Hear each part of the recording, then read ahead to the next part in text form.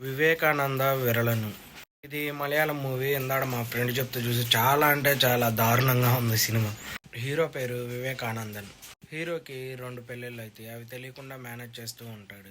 అయితే రాత్రి అయితే చాలు వాళ్ళని భయపెడుతూ ఉంటాడు హీరో. అయితే దానికోసం తను వివిధ రకాల పౌడర్లు అవి వాడుతూ వాళ్ళని ఇబ్బంది అనేది పెడుతూ ఉంటాడు హీరో. వాటి నుంచి తప్పించుకోవడానికి వాళ్ళు ఎంత ప్రయత్నించినా తను ఇబ్బంది అనేది పెడుతూ ఉండగా వివేకానందన్ ఇద్దరు భార్యలు ఒకరోజు కలుస్తారు. అయితే వాళ్ళతో పాటు ఒక యూట్యూబర్ కూడా వాళ్ళతో పాటు కలిసి వివేకానంద్ మీద రివెంజ్ తీర్చుకోవాలి అని చూస్తారు. అయితే తను వాడే పౌడర్ని చేతులు కాళ్ళు కట్టేసి యూట్యూబ్లో లైవ్ పెట్టి ఆ పౌడర్లు తనకు పెడుతూ ఉంటారు. అయితే లైవ్ కంటిన్యూగా పెడుతూ ఉంటారు. అది వైరల్ అవుతూ ఉండిద్ది. తను ఎంత తప్పించుకోవాలని చూసినా తప్పించుకోకుండా తను అలాగే రూమ్లో పెట్టేసి లైవ్ అనేది పెడుతూ ఉంటారు.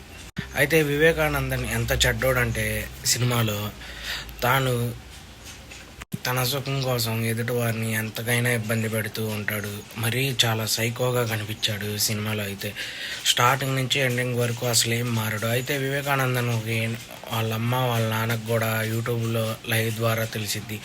వాళ్ళ నాన్న తనకి సరైన బుద్ధి చెప్పి తను వాడే ఆ పౌడర్లు అవన్నీ తీసుకొని ఆ గుంట తీసి కప్పెట్టేస్తాడు చివరిలో.